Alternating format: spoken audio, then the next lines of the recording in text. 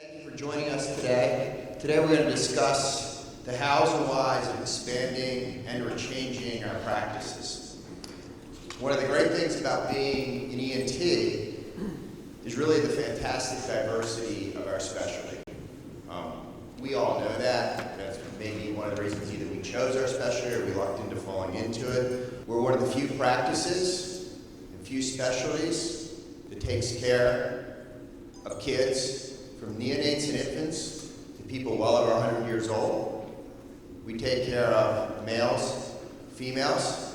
We take care of people who are very sick and have complex medical problems. Also, many of us have the opportunity to take care of people who are actually relatively healthy and never go see a doctor, except for us. In addition to varied specialty, here's a list, a partial list, of a lot of other opportunities, services, and ancillary things that we can offer in our specialties, both to enhance the patient experience and also as additional revenue streams. Many of us choose to have different types of practices. Some people choose to have a practice with very complex patients, inpatient surgical, tertiary care. Other people do just outpatient ENT.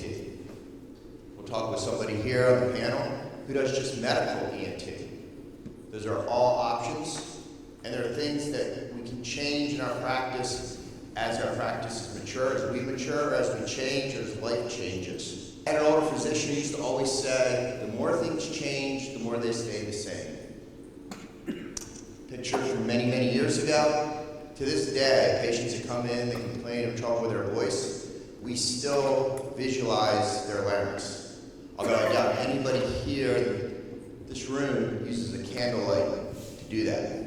My name is Dawson. I am a general ENT. I also do sleep medicine, allergy. I am boarded in facial cosmetics as well, but I've now limited it to just Botox and fillers, so we'll talk about it. My name is Michael Parker. I am an otolaryngologist. About a third of my practice is general ENT, a third of my practice is allergy, and a third of my practice is sleep. I have sleep boards, and I'm in the process of transitioning out of surgery into just medical, but we'll stay tuned. I'll let you know how that goes.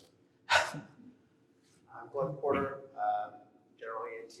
I do allergy and sleep, and recently started doing Inspire plans.